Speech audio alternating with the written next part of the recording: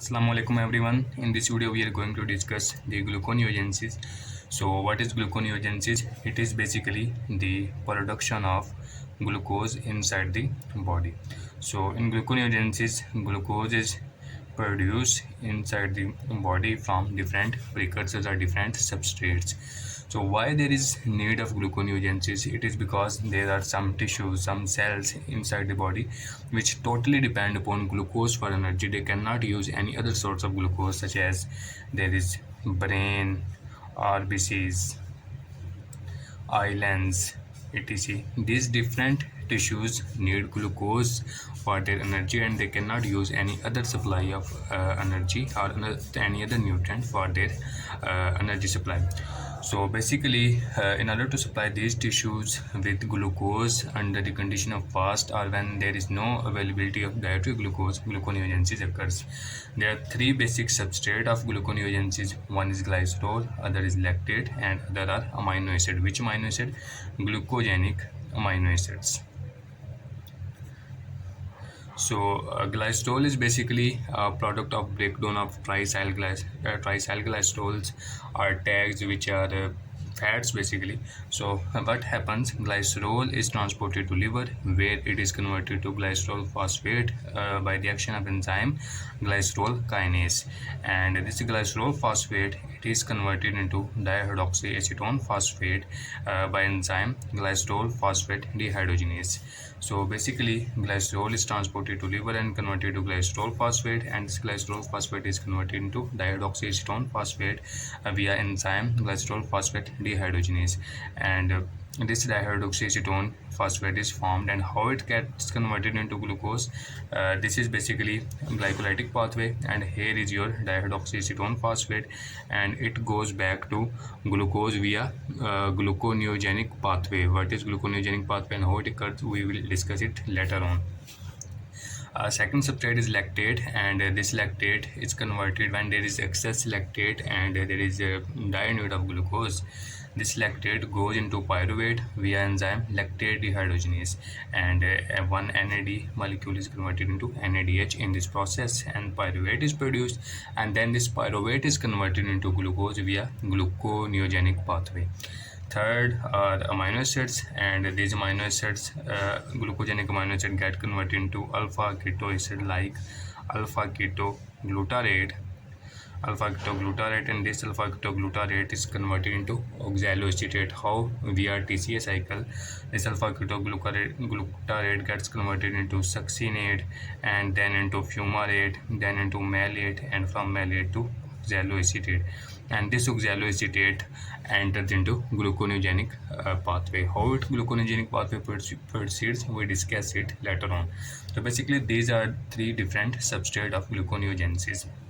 So here this is the pathway of glycolysis, and what happens in glycolysis? Glucose is converted into glucose 6-phosphate, then this glucose 6-phosphate is converted to fructose 6-phosphate. Fructose 6-phosphate goes to fructose 1,6-bisphosphate. It then goes into glyceraldehyde 3-phosphate and dihydroxyacetone phosphate, and then glyceraldehyde 3-phosphate goes into 1,3-bisphosphoglycerate, then 3-phosphoglycerate, then 2-phosphoglycerate, then phosphoenol pyruvate, and in the end pyruvate is formed. So this is the pathway for breakdown of glucose into pyruvate, and all the reaction here are reversible except three reaction. The first reaction, the reaction which are highlighted in pink, these are the irreversible or regulated reaction of glycolysis. The conversion of glucose to glucose 6-phosphate via glucokinase, this is first irreversible reaction. Second irreversible reaction is fructose 6-phosphate to fructose 1,6-bisphosphate via phosphofructokinase 1. And third irreversible reaction is conversion of phosphoenol pyruvate to pyruvate via pyruvate kinase. So basically, these three reactions are irreversible, and these are the main blocks which need to overcome in order to synthesize glucose from pyruvate. So if we want to move back from pyruvate to glucose, we need to overcome these three irreversible reactions. All other reactions are reversible, but these three irreversible reactions which need to be overcome in order to make glucose. So basically, these three reactions are the main reaction which are we are going to discuss in gluconeogenic pathway. So what happens basically, this pyruvate needs to be converted into phosphoenol pyruvate in order to synthesize glucose from pyruvate. So how this happens? This pyruvate moves into mitochondria, and in mitochondria the pyruvate is carboxylated. Pyruvate is carboxylated via enzyme pyruvate carboxylase in the presence of ATP, and it is converted into oxaloacetate. This reaction is occurring inside the mitochondria. Pyruvate is converted into oxaloacetate via pyruvate carboxylase enzyme. Carbon dioxide is used and ATP is used. This oxaloacetate is formed and it cannot cross the inner mitochondrial membrane. Here is inner mitochondrial membrane, and in order to cross the inner mitochondrial membrane, this oxaloacetate gets converted into malate, and this reaction is catalyzed by malate dehydrogenase. So it is converted into malate, and this malate crosses the inner mitochondrial membrane and comes into the cytosol. This is cytosol. So when oxaloacetate is converted into malate, one molecule of NADH is used here. NADH is converted into NAD. So what happens? Pyruvate was carboxylated to oxaloacetate, and oxaloacetate was converted into malate via malate dehydrogenase enzyme. Malate moved into cytosol, and this malate then again gets converted into oxaloacetate by cytosolic malate dehydrogenase enzyme, and the NAD, here one NADH was used and here one NADH is produced because same reaction is reversed. So this oxaloacetate then it is converted into phosphoenol pyruvate by enzyme carboxykinase. Carboxykinase enzyme converts oxaloacetate into phosphoenol pyruvate, and in this step carbon dioxide is released and one molecule of GTP is used. So basically in this reaction decarboxylation as well as phosphorylation are occurring. So phosphoenol pyruvate is formed.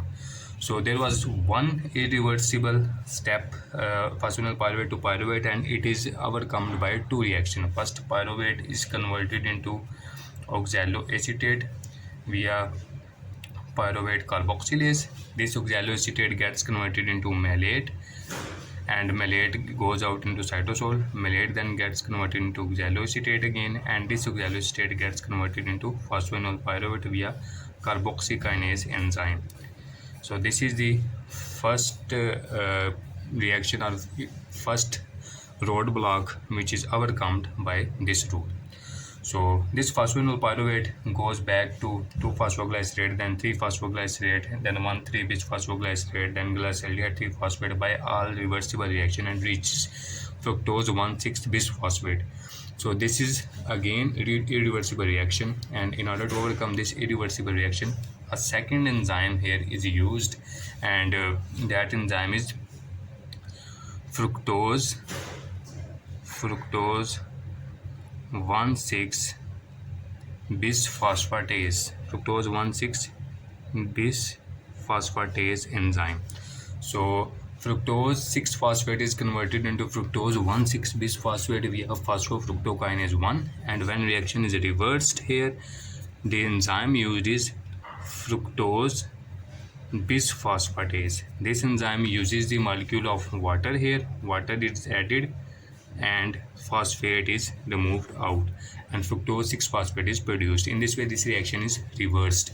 And the third reaction here is the third glucose 6-phosphate to glucose, and it is catalyzed by, when it gets backward, enzyme used here is glucose 6-phosphatase enzyme. So basically in gluconeogenic pathway, three irreversible reaction of glycolysis are overcome via alternative reaction. Pyruvate is converted to oxaloacetate and oxaloacetate is converted into phosphoenol pyruvate. Enzyme involved here are pyruvate carboxylase and carboxykinase. And one molecule of ATP is used in this process and one molecule of GTP is used in this process. The second irreversible reaction here is fructose 6-phosphate to fructose 1,6-bisphosphate, and it is overcome via enzyme fructose 1,6-bisphosphatase, which removes one phosphate from fructose 1,6-bisphosphate and converts into fructose 6-phosphate. And the third irreversible reaction is conversion of glucose to glucose 6-phosphate, and it is overcome by glucose 6-phosphatase. And this glucose 6-phosphatase enzyme is endoplasmic reticulum enzyme is present in ER. So before converting glucose 6-phosphate to glucose, specific enzyme glucose 6-phosphate translocase, it is basically a transporter protein which transports glucose 6-phosphate to endoplasmic reticulum, and then inside the endoplasmic reticulum phosphatase cleaves glucose 6-phosphate to glucose, and this glucose is released out, and this basically happens in liver and kidney cells. Muscle cells cannot release free glucose because muscle don't have glucose 6-phosphatase. So this they basically convert glucose 6-phosphate into energy process to get energy, because glucose 6-phosphate is also produced in glycogen breakdown, and that glucose 6-phosphate never releases free glucose in muscles because muscles don't have glucose 6-phosphatase. But in liver and kidney, glucose 6-phosphate from glycogen breakdown also releases free glucose. So these are the basically reaction of gluconeogenesis. Next we have to study the regulation of these reactions that we will be covering in the next video. Thank you.